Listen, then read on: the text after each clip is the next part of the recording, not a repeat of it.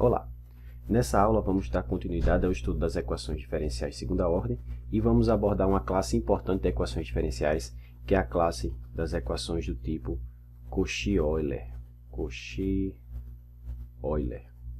Então, essas equações diferenciais, também chamadas de equações diferenciais equidimensionais, têm a seguinte característica. Eu vou anunciar aqui para um ideal de segunda ordem, né, que é para o caso que a gente está abordando, estudando, mas ela pode ser definida para uma equação diferencial de ordem n qualquer.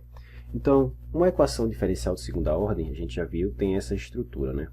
É uma função de x vezes y duas linhas, mais uma outra função de x vezes y', mais uma outra função de x vezes y igual a uma outra função de x. Essa aqui é a forma geral de uma equação diferencial de segunda ordem linear. Não homogênea, né? Do jeito que aqui está escrito, né?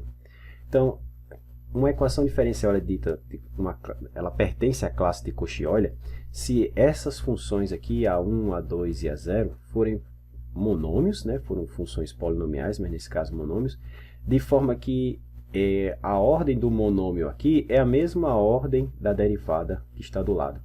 Tá? Por isso que elas são chamadas de equidimensionais. Então, para esse caso aqui, a forma mais geral para uma equação de Cauchy-Euler de segunda ordem seria uma constante, agora a 2 é uma constante mesmo, tá? Uma constante vezes x ao quadrado y duas linhas, mais uma outra constante numérica, A1, vezes x vezes y'. Então, veja que aqui a ordem, o grau desse monômio é 2, que é a mesma ordem desse termo, que é de segunda ordem. O grau desse monômio é 1, que é a mesma ordem desse termo que está aqui, né, dessa derivada. Mais A0. Bom, aqui ficaria x elevado a 0, não preciso colocar, então fica só A0, y igual a uma função de x. Tá? Então, uma equação que tem essa carinha aqui, né, que tem esse formato, é dita uma equação de Cauchy-Euler. Como a gente vai assumir aqui, nesse caso que estamos trabalhando com a equação diferencial de segunda ordem, esse A2 não pode ser 0, né? Porque senão eu não vou ter esse termo. Então, para simplificar aqui, o que a gente vai fazer mais à frente, eu vou dividir todo mundo por A2 e vou renomear.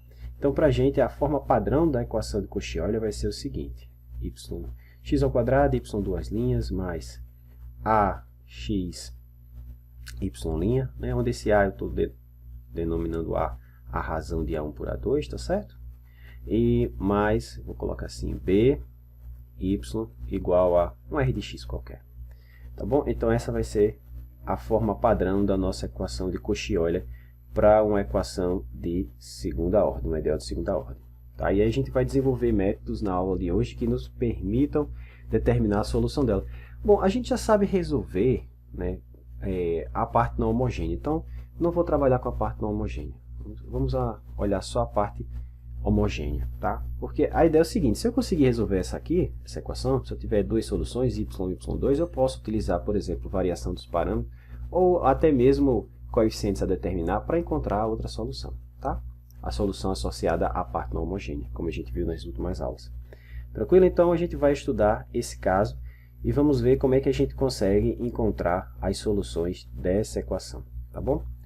Ok, então está aqui a definição, né, como eu tinha falado, aqui a definição ela é mais genérica, né?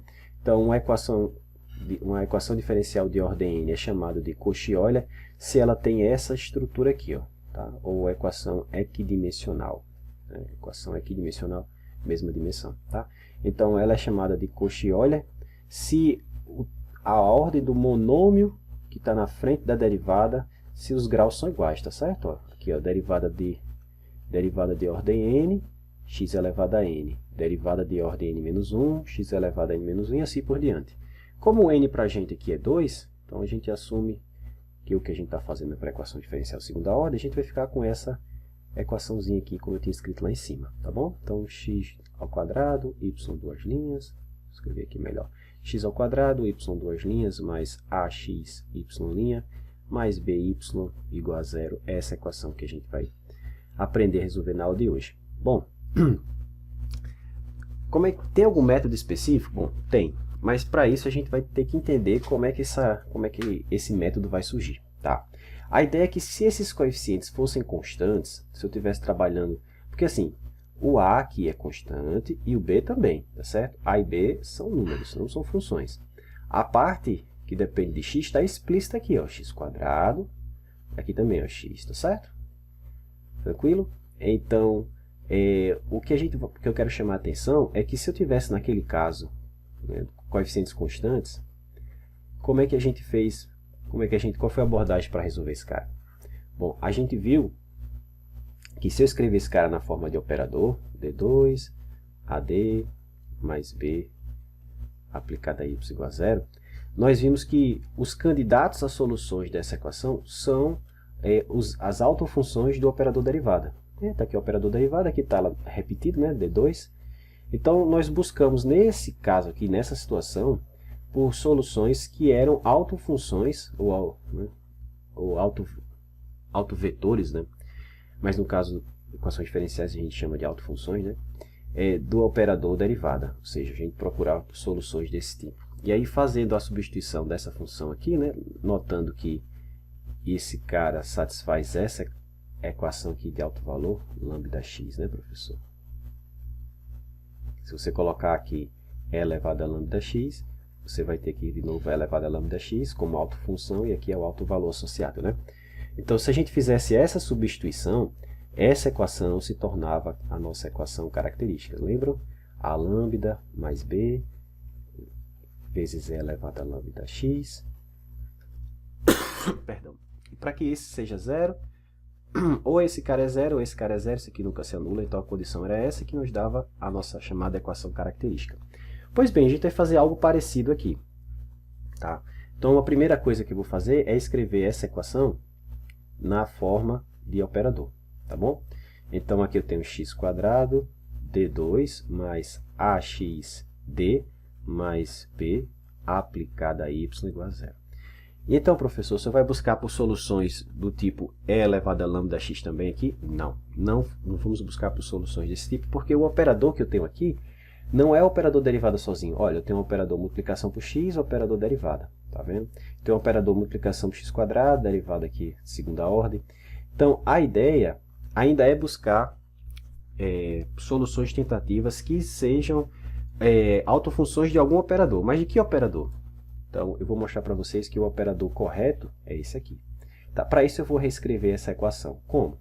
Da seguinte forma, olha só. Se eu tomar esse cara e aplicar em uma função qualquer, o que eu vou ter? Se eu aplicar esse operador, essa combinação específica, eu vou ter x vezes a derivada da função, né?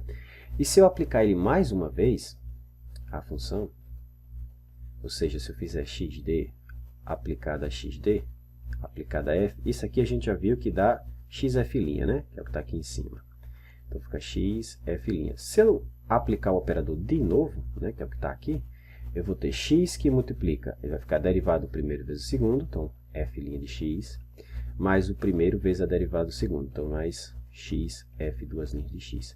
Então, eu posso escrever isso aqui ainda assim, ó. Se eu distribuir esses carinhas, vai ficar x², né? X em x aqui vai dar x² derivada segunda, mais x derivada primeira. Por que eu estou fazendo isso? A minha intenção, pessoal, é substituir esse cara por esse cara aqui, tá? Porque ele, se eu conseguir substituir esse cara por xd ao quadrado e xd aqui, então eu fico mais ou menos na mesma situação que eu tinha no caso de raízes coeficientes constantes, onde o operador era d2, a, d mais b, né? Então eu tinha um operador aqui e tinha ele ao quadrado. Aqui eu não tenho essa estrutura, eu tenho um xd aqui, mas aqui é x ao quadrado, d ao quadrado, que não é a mesma coisa que xd ao quadrado. Tá? Isso aqui é diferente de x2, d2. Então a ideia dessa manipulação que eu estou fazendo agora é tentar levar esse termo para esse termo, tá? Ou pelo menos algo parecido com ele, tá certo? Então, segura as pontas aí que a gente vai chegar nisso. Ok, então moral da história, se eu pegar o operador, se eu tomar o operador xd ao quadrado, né, e aplicar numa função, isso aqui é a mesma coisa que pegar x ao quadrado vezes a derivada segunda, ou seja, x2d2, que é o que eu tenho aqui, né, que é o que eu vou usar para substituir, mais x vezes a derivada, x vezes a derivada. Tudo isso aplicado a f de x. Tá certo? Então, moral da história, eu posso substituir onde tiver x2, d2, por isso aqui, né, que é xd ao quadrado menos esse termo aqui, que é xd. Tá certo? Então, vou fazer essa substituição lá na minha equação.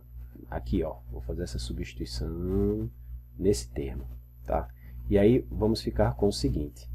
Vou mudar para azul de novo aqui, ó. Vai ficar xd ao quadrado menos xd, mais o que já tinha, que é axd mais b, tá certo? Axd mais b, axd mais b, tudo isso aplicado a y igual a zero. Por que eu estou fazendo isso? Como eu falei, para deixar todo mundo o mesmo operador, tá certo?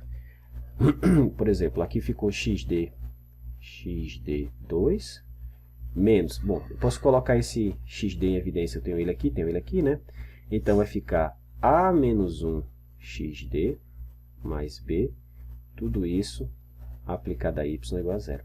Então isso aqui me indica, ou aponta, que eu devo buscar soluções que sejam autofunções do operador xd. Autofunções do operador xd. Então, se eu souber quais são as autofunções desse cara, eu vou usar essas funções como soluções tentativas aqui, ó, para tentar fazer algo parecido com o que a gente fez no caso de coeficientes constantes, né? Encontrar talvez uma equação característica. Se esse cara for um polinômio de segundo grau, vamos ter 3 casos a considerar, e aí a gente faz aquele mesmo tipo de análise que a gente fez para o caso de coeficientes constantes. Tá certo? Vocês vão ver que é exatamente isso que vai acontecer. Então, primeiro vamos ver quem são as autofunções, né, desse operador, ou seja, se eu aplicar esse cara, qual é a solução desse problema de alto valor aqui. Tá? Então, isso aqui é a mesma coisa que x, então, x vezes a derivada de f, igual a lambda vezes f. Se eu passar o f para cá e o x para lá, isso aqui é a equação de primeira ordem separável, né? Então, isso aqui é df dx, igual a lambda f, eu vou passar o f dividindo para cá, o dx para cá, já tinha o lambda e esse x veio dividindo para cá, tá certo? Se você integrar dos dois lados, você vai ter o seguinte, que ln de f, são as autofunções, né? Ln de f é igual a ln de x, lambda ln de x mais uma constante. Tá? Se eu tomar exponencial, vou ficar f de x igual a e elevado a c1 é outra constante, que eu vou chamar de c. Esse lambda pode vir aqui para cima, vai ficar e elevado a ln de x elevado a lambda, eu posso cancelar, ficou só x elevado a lambda. Então, moral da história, as autofunções do operador xd é exatamente x elevado a lambda. Tá certo? De novo, se eu fizer xd e aplicar a x elevado a lambda, o resultado vai ser lambda vezes x elevado a lambda. Então, esses carinhas aqui são as autofunções desse operador xd com alto valor lambda. Tá certo? Se eu aplicar mais uma vez, o que acontece é que vai cair outro lambda, né? Se eu fizer, deixa eu subir mais um pouquinho. Se eu fizer xd2 aplicado a x elevado a lambda, eu vou ter lambda 2 é a mesma coisa. Tá certo? Eles se comportam bem. Ok? Então, isso nos sugere que eu busque soluções dessa equação que sejam autofunções desse operador. Ou seja, eu vou supor que minha solução se escreve dessa maneira. X elevado a lambda. Tá bom? Vou trazer a equação de volta para aqui para baixo. Então, ficou xd2 mais a menos 1 xd. Tudo isso mais b aplicado a y igual a zero, né? Só que eu estou supondo agora que meu y, né, a minha solução, vai ter essa carinha, x elevado a lambda. Então, eu vou colocar x elevado a lambda aqui, tá certo? X elevado a lambda igual a zero. Então, eu aplico esse cara nesse, aplico esse cara nesse, aplico esse cara nesse. Então, já viu que xd aplicado a x elevado a lambda, né? Se eu aplicar esse cara nesse, vai retornar a função e cai um lambda. Se eu aplico ele duas vezes, vai cair 2 lambda, ficar lambda ao quadrado, né? Então, esse termo vai nos dar lambda 2, mais, isso aqui é uma constante multiplicativa. Esse cara, quando aplicar nesse, vai cair um lambda, e esse cara, quando multiplicar por esse, vai dar ele mesmo, tá certo? Então, eu tenho isso, vezes x elevado a lambda igual a zero, tá? Pra gente aqui, ó, a gente está considerando que o x não é zero, tá certo? Porque x igual a zero não vai nos dar nada de importante. Vai nos dar solução nula, solução nula no... Se x for zero para todo... Bom, se isso aqui for zero para todo x, né? Vou ter a função nula que não nos traz nenhuma informação. Então, assumindo que x é diferente de zero, a única maneira disso aqui ser zero é se... A única maneira desse produto ser zero é se esse fator aqui for zero, né? É isso que eu quero dizer, tá? Então, isso tem que ser zero. E aí a gente chega à equação característica das equações de Cauchy-Euler, né? A gente tem a equação característica, né, para equações diferenciais, segunda ordem, linear com coeficientes constantes. Aqui os coeficientes não são constantes, mas a gente também chama isso aqui de equação característica, tá certo? Mas é a equação característica de Cauchy-Euler. Então veja que ela é um pouquinho diferente da equação característica lá do caso dos coeficientes constantes. Para chamar a atenção de novo, deixa eu escrever a equação diferencial que deu origem a essa equação característica. Essa aqui é a equação característica, que é um polinômio de grau 2, né? E aí a gente vai ter aqueles três mesmos casos, raízes reais, raízes distintas, reais iguais e complexas. E aí em cada um desses casos a gente vai ver como é que se comporta a solução. Tá certo? Então deixa eu só reescrever a equação aqui que deu origem a esse cara para a gente ver de onde é que vem esses coeficientes. Então a equação era assim, ó, x2, y duas linhas, mais ax, y' mais by igual a zero. Tá? Então perceba que esse a, o coeficiente que multiplica x aqui, foi o cara que deu origem a esse a menos 1 aqui. Tá? E o b não, o b é normal, como a gente já tinha no outro caso. Tá? Cuidado para não pegar essa equação e montar essa equação característica assim. Ó. Não está certo. Tá? Essa aqui é a equação característica dessa EDO aqui. Ó. Y duas linhas mais a y' mais b igual a zero. Tá? São by, né? São equações totalmente diferentes. Tá bom? Ok. Então, vamos lá. Perdão. Como eu falei, esse cara ele tem três possibilidades de soluções. Né? Eu tenho as raízes, eu chamo aqui lambda 1, diferente de lambda 2, e reais. Tá?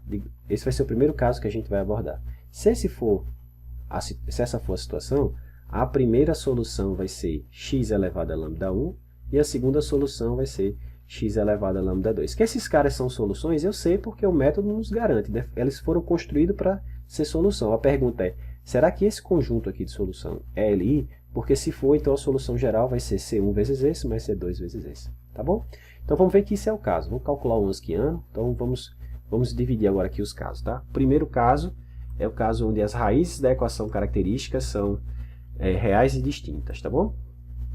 E a gente vai vamos tratar cada um desses casos separadamente, tá bom? A gente verifica se são soluções, né, se são soluções LI, e fazemos um exemplo em seguida, tá? Então vamos para o primeiro caso a considerar, vou colocar melhorzinho aqui, ó. Primeiro caso, raízes distintas, lambda 1 diferente de lambda 2 e reais, tá? Então, como eu falei, nesse caso eu tenho a primeira solução, que é elevada a x ao costume, né? X elevado a lambda 1 e x elevado a lambda 2, tá certo? Vamos calcular o Onskiano desse cara para ver se essas soluções são ali, porque se forem, formam a base desse espaço-solução, né? Então, o Onskiano vai ficar x elevado a lambda 1, a derivada cai lambda 1 e subtrai 1 lá em cima, né? Agora eu vou ficar x elevado a lambda 2, cai o lambda 2, vai ficar x elevado a lambda 2 menos 1. Agora basta a gente calcular esse determinante para ver o que vai dar, tá? Ok, então vai ficar esse, quando eu multiplicar x vezes x elevado a lambda 1 vezes x elevado a lambda 2, vai ficar o lambda 2, que é o coeficiente multiplicativo que tinha aqui, repete a base, soma os expoentes, lambda 1 mais lambda 2 menos 1. Aqui eu vou ter a mesma coisa com o sinal trocado, né? Negativo, a mesma coisa, ó, lambda 1 mais lambda 2 menos 1, vezes lambda 1 aqui embaixo. Então, lambda 1, x elevado a lambda 1, mais lambda 2 menos 1. Esse cara e esse posso colocar em evidência, então ficou assim, ó, lambda 2 menos lambda 1, que multiplica x lambda 1 mais lambda 2 menos 1. Tá? De novo, o x para a gente é sempre diferente de zero. Então, a única forma disso aqui ser zero é se lambda 1 fosse igual a lambda 2, mas a gente está exatamente no caso onde lambda 1 é diferente de lambda 2. Então, com certeza, isso aqui é diferente de zero para qualquer x. Tá? Qualquer x diferente de zero. Ok, então essas soluções são linearmente independentes, né? E a gente então sabe que a solução geral vai ser C1 x elevado a lambda 1 mais C2 x elevado a lambda 2. Tranquilo? Show de bola.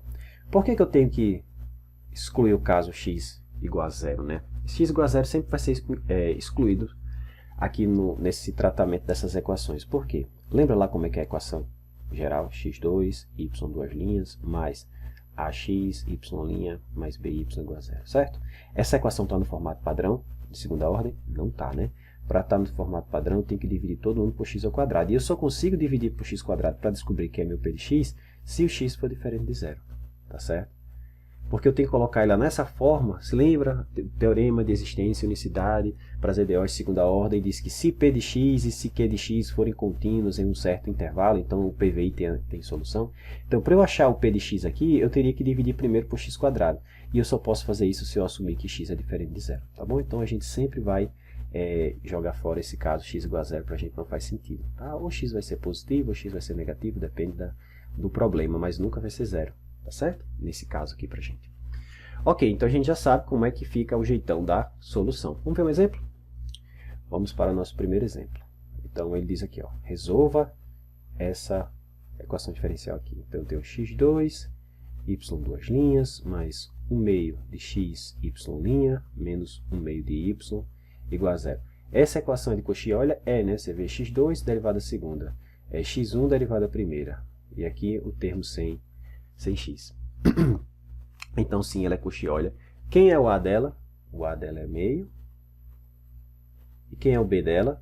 O B dela é menos meio.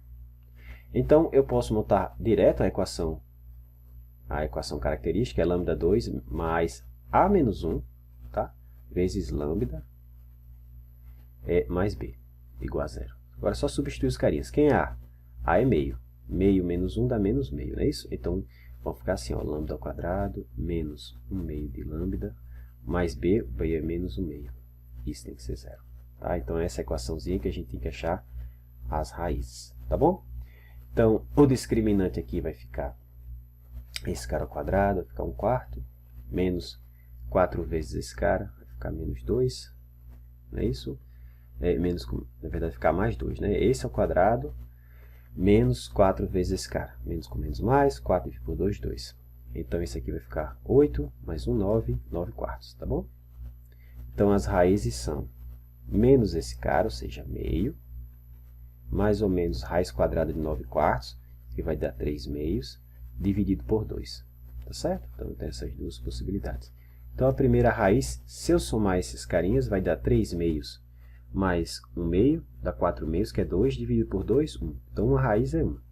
E a outra raiz vai ser, se eu subtrair, se eu fizer 1 meio menos 3 meios, vai dar 1 inteiro, né? Mas eu tenho dividido aqui por 2, vai ficar menos meio. Então, essas são as raízes, tá certo? Como elas são distintas, então eu sei que a solução geral vai ser C1 vezes E elevado à primeira raiz. Olha, de novo, a mania de escrever exponencial. Vai ficar C1, x elevado a lambda 1, mas lambda 1 é 1. Então, fica x elevado a 1, mas qualquer coisa elevada a 1 vai ficar só C1, né? Mais, deixa eu ver, mais C2 vezes x elevado à segunda raiz. Deixa eu só ver se eu não errei nada aqui na hora que a gente for encontrar os carinhas, né? Lambda 1 menos meio, a ordem desses caras não importa. Aí aqui ficou x elevado a 1. X é 1, né? Não é 0, professor. Tá voando. Então, é C1 vezes x elevado a 1. X elevado a 1, esse cara. Pode deixar assim mesmo. Mais C2 vezes x elevado a menos meio. Pronto. Agora faz sentido, né? Professor, deu diferente aí da sua solução do lado de cá. Só deu diferente a ordem com que eu coloquei esses caras, tá certo? Mas não importa. O importa é que você... Se você chamar esse aqui de lambda 1 e esse aqui de lambda 2, use isso até o final do problema. Tá bom? Show de bola. Então, essa é a nossa primeira solução. Em que caso nós estamos? Caso das raízes são distintas, né? Reais e distintas. Agora, vamos para o segundo caso, onde as raízes são reais, porém coincidentes. Tá certo? Vamos lá. Vamos ver como é. Professor, esse é fácil. Basta pegar a primeira solução, que deve ter essa carinha, x elevado a lambda 1. Verdade. E aí, a segunda solução, basta pegar a primeira e multiplicar por x. Vai dar certo? Não, não vai. Tá certo? Não vai dar certo. E agora, como é que eu faço? Bom, qual o método que a gente viu que me permite, uma vez que eu conheço uma solução, encontrar a segunda? Redução de ordem. Exatamente. Então, a gente vai usar a redução de ordem para encontrar a segunda solução. Tá bom? Então, vamos lá. Segundo caso. Raízes reais iguais. Lambda 1 igual a lambda 2 igual a um certo lambda 0.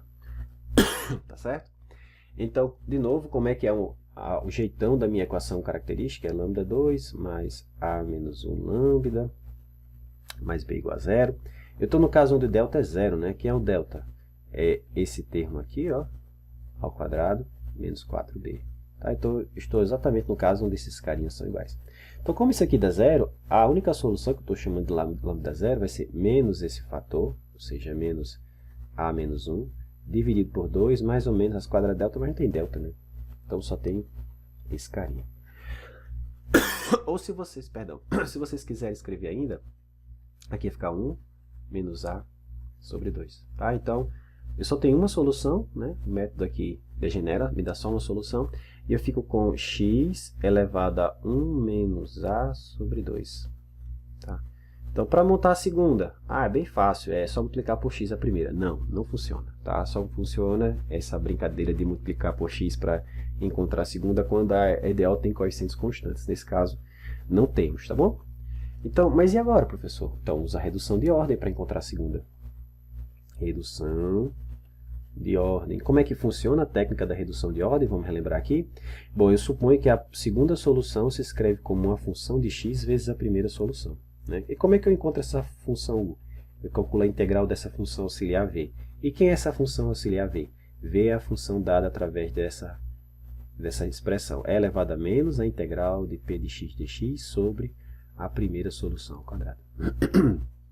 A primeira solução eu conheço. Então, esse cara aqui de baixo eu tenho. Vou pegar o p de x da equação, colocar aqui, calcular isso, jogar aqui, calcular isso, jogar aqui para encontrar a segunda solução. Tá bom? Show de bola. Então, vamos lá. Como é que fica... Quem é o p de x da equação, né? Aqui a gente tem que ter cuidado. De novo, a equação que a gente está olhando é essa aqui, ó. Essa daqui, mais b igual a zero. Py, né? Então, o p de x é esse termo aqui, professor. Ax, errado. Mas não é o coeficiente da derivada primeira? É, se esse cara for 1, né? Então, para encontrar o p de x, a primeira coisa que eu tenho que fazer é deixar ela na forma padrão. E a forma padrão é aquela onde o coeficiente da derivada maior ordem, no caso a segunda, tem que ser 1. Então, eu tenho que dividir todo mundo por x2, tá? Então, cuidado. Y duas linhas, que vai ficar ax sobre x2, y' mais b sobre x2, y igual a zero. Claro, a gente está assumindo que x é diferente de zero, a gente já explicou por quê. Então, eu posso simplificar aqui, vai ficar só a sobre x. Então, esse é meu p de x. Meu p de x é a sobre x. Então, eu posso jogar ele agora aqui e calcular essa integral. Portanto, a integral menos a integral de p de x dx vai ficar menos a integral de a sobre x dx, né?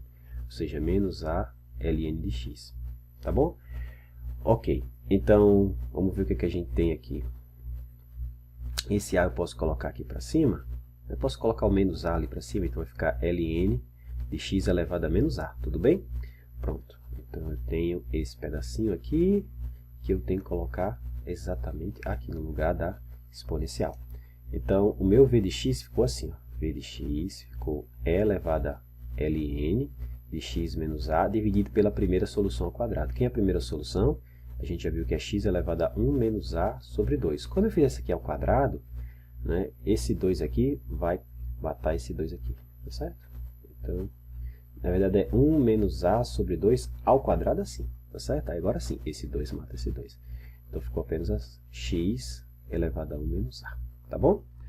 Bom, a exponencial mata o log, aqui em cima eu tenho x elevado a menos a, aqui embaixo eu tenho x elevado a 1 vezes x elevado a menos a, né, que é 1 menos a, esse cara mata esse, na verdade eu tenho 1 sobre x. Então, a v de x, a gente é 1, a função auxiliar é 1 sobre x. Se eu jogar aqui agora, basta calcular a integral de 1 sobre x dx.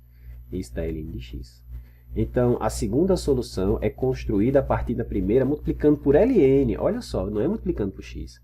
Então, vai ser ln de x vezes x elevado a lambda zero, que é a primeira solução. Tá bom? Professor, mas essas duas funções formam o conjunto ali? Formam. Preciso checar? Não precisa. No material eu até chequei, né? Mas, acho que está feito aqui embaixo, ó. Está até feito aqui. Mas não é necessário, porque quando a gente mostrou a técnica da redução de ordem, eu mostrei que a segunda solução gerada dessa forma sempre forma um par LI com a primeira solução. Tá? Então, isso já foi checado em aulas anteriores. Então, vamos para um exemplo, tá bom? Mas se você quiser, você pode calcular o Wronskiano. Você calcular o Wronskiano, você vai chegar nesse resultado.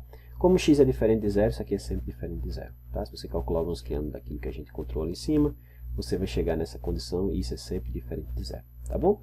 Moral da história, então a solução geral aqui vai ser C1 vezes x elevado à primeira raiz, mais C2 ln de x vezes x elevado à primeira solução.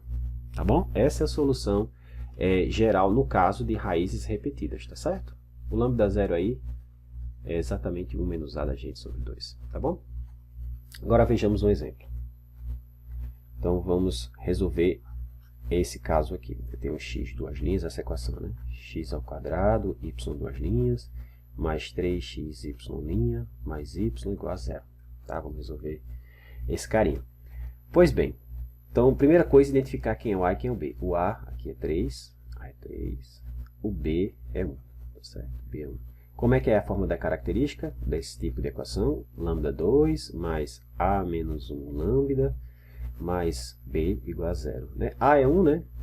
Aqui vai ficar, perdão, A é 3, 3 menos 1, 2, então vai ficar 2 lambda mais 1 igual a zero. Pessoal, isso aqui é um quadrado perfeito, é lambda mais 1 ao quadrado, não é isso? Então, as raízes aqui são iguais, lambda 1 igual a lambda 2 igual a menos 1. Então, só tem uma solução, né? Então, a primeira solução é x elevado a menos 1. E a segunda solução é a primeira, ou seja, x elevado a menos 1 vezes ln de x. Só isso, professor? Só. Acabou. Acabou. Então, a solução geral aqui vai ser C1 vezes x elevado a menos 1, mais C2 ln de x vezes x elevado a menos 1. Olha que massa. No instante, a gente obteve a solução. Perdão. Tranquilo? Então, já vimos o caso raízes distintas, reais e distintas, reais iguais. Agora vamos para o caso raízes distintas, porém complexas, tá certo? Então, terceiro caso, lambda 1, diferente de lambda 2, porém complexas, né? Então, a gente sabe que quando essas raízes aparecem, essas raízes complexas aparecem, nesse caso, elas sempre aparecem aos pares. Então, se lambda 1 for alfa mais i beta, obrigatoriamente alfa 2 vai ser o conjugado desse cara. O conjugado é só trocar i por menos i. Então, alfa menos i beta. Tá? Então, o jeitão da solução não muda. A primeira solução continua sendo x elevado a alfa mais i beta, e a segunda continua sendo x elevado a alfa menos i beta. Tá? Só que a gente, novamente, da mesma forma que a gente fez para o caso das exponenciais, a gente não quer trabalhar com funções complexas, né? Então, primeira coisa a observar é que eu posso escrever assim, ó, x elevado a alfa vezes x elevado a i beta. Esse aqui não é um problema, porque alfa é um número real. Beta é um número real, mas com esse número complexo aqui dá uma função complexa, certo? Então, a ideia é reescrever esse carinha de alguma maneira. Tá? Ah, professor, eu vou usar a fórmula de Euler. Fórmula de Euler, a identidade de Euler diz que E elevado a i θ é igual a cosseno de θ mais i seno de θ. Só não está nesse formato, né, professor? Não está. Está x elevado a i beta. E agora? Bom, eu levo para esse formato. E tem como? Claro que tem. A gente pode escrever esse cara assim, ó, x elevado a alfa, e eu posso escrever qualquer coisa, olha. A é uma identidade, certo? Ó, A é igual a E elevado a ln de A. Concorda? Porque se eu tomar o log de um número e depois exponencial, eu não fiz nada, tá bom? Então eu vou trocar esse x elevado a i beta por E elevado a ln de x elevado a i beta. Tá. Não fiz nada. Realmente, mas agora eu posso pegar esse beta que está aqui, propriedade das exponenciais, ou do log, na verdade, trazer aqui para frente. Aí eu fico com o seguinte, ó, x elevado a alfa vezes E elevado a i beta vezes ln de x. Se você comparar agora isso aqui com a fórmula de Euler, é só você chamar, aqui é o B, aqui tem o θ, né? Se você identificar isso aqui como seu θ, acabou, é só utilizar agora a fórmula de Euler nessa expressão, tá? Então, se você analisar isso aqui como se fosse o θ lá da fórmula de Euler, então, usando aquela expressão, isso aqui vai ficar x elevado a alfa, que multiplica cosseno de θ, mas quem é θ? É beta ln de x, mais i seno de quem? θ, mas quem é θ para mim? De novo, beta ln de x, tá certo? Então, essa expressão aqui, eu posso escrever dessa maneira, tá? Professor, e se for x elevado a menos i beta? A única coisa é que vai trocar mais por menos aqui, tá certo? Então, se eu fizer a mesma coisa para x elevado a alfa menos i beta, no final das contas eu vou chegar com x elevado a alfa, aqui vai ficar cosseno de beta ln de x, menos, a única diferença é essa, seno de beta ln de x. Tá?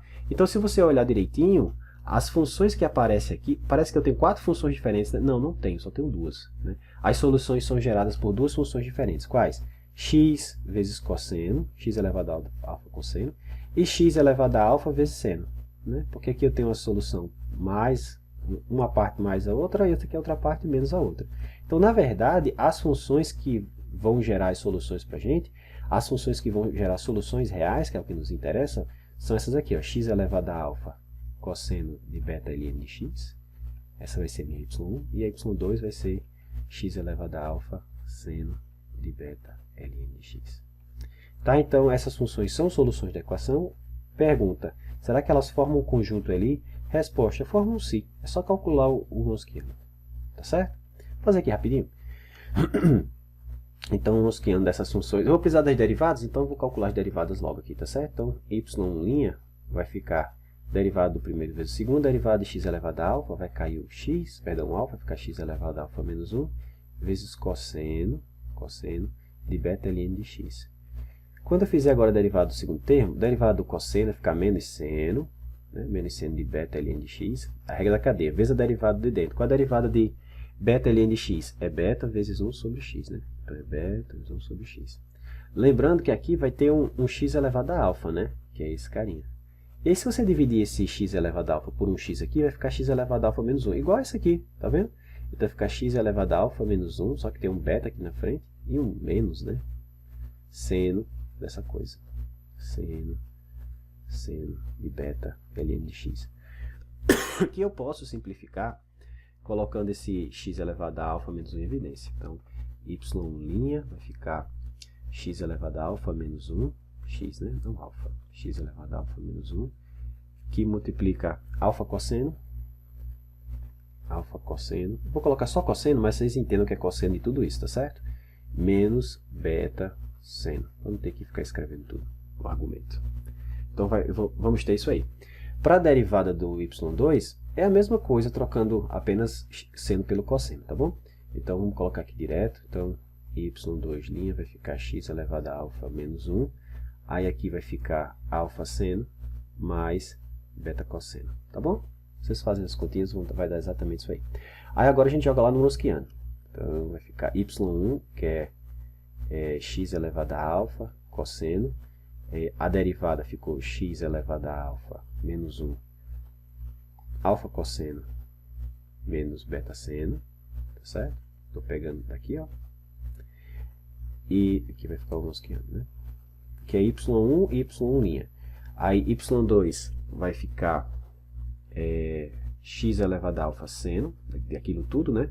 Mais esse pedacinho. Então vai ficar x elevado a alfa menos 1 alfa seno mais beta cosseno. Tá? Agora basta calcular esse determinante. Veja que quando eu multiplicar esse por esse, vai ficar x elevado a 2 alfa menos 1, né? Quando eu multiplicar esse por esse, vai ter a mesma coisa. Então, esse termo vai aparecer para todo mundo, já vou colocar em evidência. Vai ficar x elevado a 2 alfa menos 1, que multiplica. Então, vai ficar cosseno vezes cosseno, vai dar cosseno ao quadrado. Então, beta cosseno ao quadrado. Eu vou ter cosseno vezes alfa seno, então vou colocar aqui mais alfa cosseno seno, tá? Agora eu tenho na direção contrária, né, diagonal secundária, vai subtrair, né? Então vai ficar seno cosseno, negativo, então menos alfa cosseno seno. Aí, como é secundária negativa, com esse menos aqui vai ficar mais beta seno ao quadrado. Tá certo? Esse cara matou com esse, cosseno ao quadrado mais seno ao quadrado dá 1 vezes beta, beta. Então isso deu beta vezes x elevado a 2 alfa menos 1. De novo, o x é diferente de zero e o beta também é. Porque se o beta for zero, as minhas raízes são assim, ó. Alfa, que é a parte real, mais ou menos, e beta. Se beta for zero, não tem número complexo, né? E eu estou no caso complexo, então beta não pode ser zero, tá bom? Então, como beta é zero e x é diferente de zero, isso aqui é sempre diferente de zero. Portanto, esses caras formam uma solução linearmente independente. Tá? Então a solução final fica assim, a solução da homogênea fica uma constante vezes x elevado a alfa vezes cosseno. Como vai aparecer x elevado a alfa para todo mundo, eu vou colocar logo em evidência. Então, x elevado a alfa, C1, cosseno de beta ln de x, mais C2, seno de beta ln de x.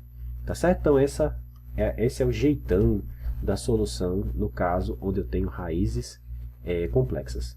tá bom? Muito parecido com o caso de raízes complexas para coeficientes constantes, mas aí em vez de o argumento ser cosseno de x, é cosseno de beta ln de x e seno de beta ln de x. Tá bom? Existe uma maneira de você converter uma equação de Euler-Cauchy, ou de Cauchy-Euler, que tem coeficientes variáveis, numa equação uma equação com coeficientes constantes. Você faz uma mudança de variável, né? Você substitui onde tem... Você faz essa mudança de variável, você chama t de e elevado a x, ou x de ln de t.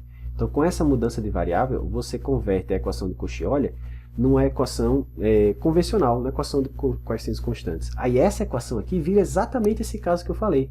Ficaria C1 cosseno de... O ln de x é o t, né? Então ficaria beta t mais C2 seno de beta t, de novo, que é ln de x. E esse cara viraria exatamente e elevado a alfa t. Olha que massa, tá?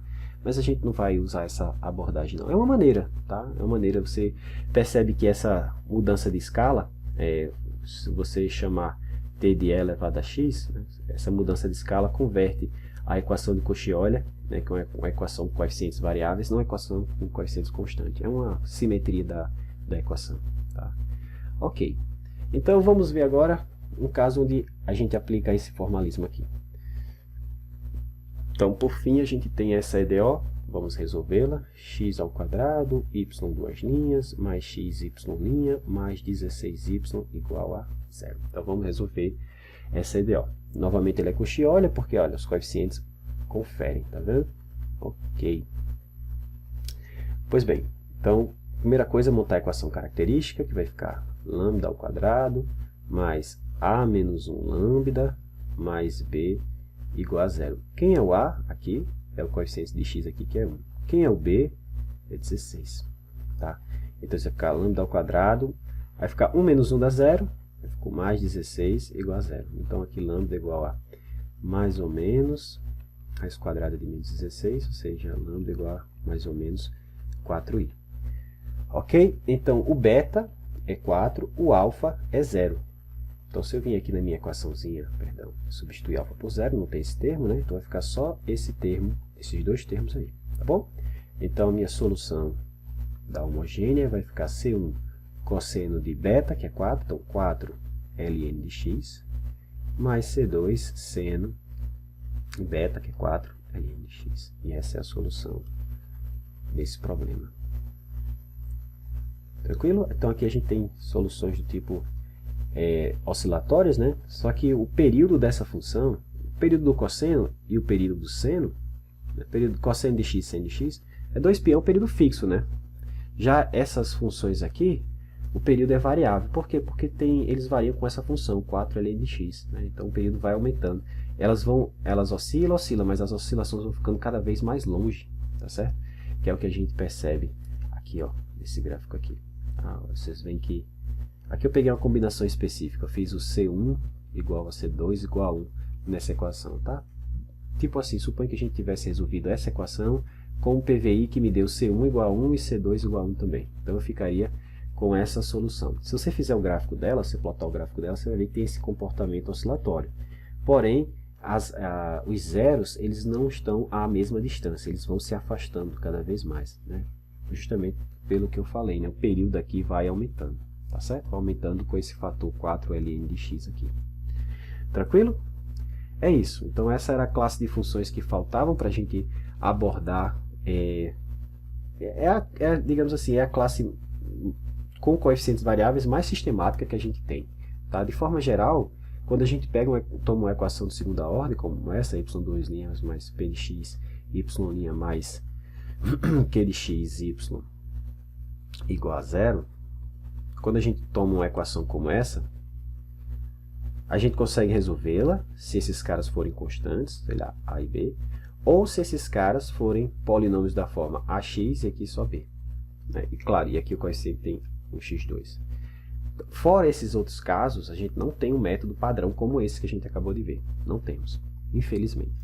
Mas mais à frente a gente vai ver que mesmo nessa situação desses caras são variáveis, é possível utilizar um método em série de potência e buscar uma solução como uma série. Tá? A gente vai ver isso mais à frente, que é chamado série de Frobenius. Tá? Método da série de Taylor e depois quando a gente tem pontos singulares regulares, a gente vai ver que tem uma subclassificação que aí a gente vem nesse método chamado método de Frobenius. Tá bom? Então esses são cenas dos próximos capítulos. Vou ficando por aqui. E aí na próxima aula a gente vai estudar um tipo de problema adicional no seguinte sentido. Quando a gente resolve uma equação diferencial como essa, seja ela com coeficientes constantes ou não, para a gente ter uma solução única, né, a gente tem que fornecer condições adicionais. Né? Sei lá, a condição em x0, y de x0 é y0 e y' de x0 é y1. Então perceba que essas condições, que a gente chama de problema de valor inicial, porque normalmente a variável aqui é o tempo, e normalmente esse x0 é o tempo t igual a zero. Então nesse tipo de problema chamado problema de valor inicial, as informações são todas dadas da função e da sua derivada primeira no mesmo ponto. Mas se eu estou procurando soluções da minha equação diferencial, por exemplo, em um intervalo da forma AB, eu poderia fornecer o valor da função numa extremidade e o valor da função na outra. O que eu preciso são de duas condições, aqui são duas, aqui também são duas. Só que essas duas condições não são dadas no mesmo ponto. Então a gente vai estudar condições como essa, que são chamados problemas de valor de contorno. Tá certo? E aí a gente vai ver que existem vários tipos de problemas de valor de contorno. Valor de contorno de Dirichlet, Neumann, Robin, tem vários outros, tá certo? Cíclicas, limitadas. E aí a gente vai abordar isso na próxima aula. Porque esse tipo de problema, ele vai aparecer quase que naturalmente quando a gente for resolver equações diferenciais parciais. Quando a gente for modelar alguma coisa através de um EDP, o método que a gente vai ver vai converter um EDP, isso a gente vai ver mais à frente, em algumas EDOs. E uma dessas EDOs vai ter um problema acoplado dessa forma. Você vai ter uma equação diferencial e um problema de valor de contorno. Tá? É certeza que vai aparecer. Então a gente vai abordar esse tipo de problema na próxima aula. Tranquilo? Vou ficando por aqui. Ok.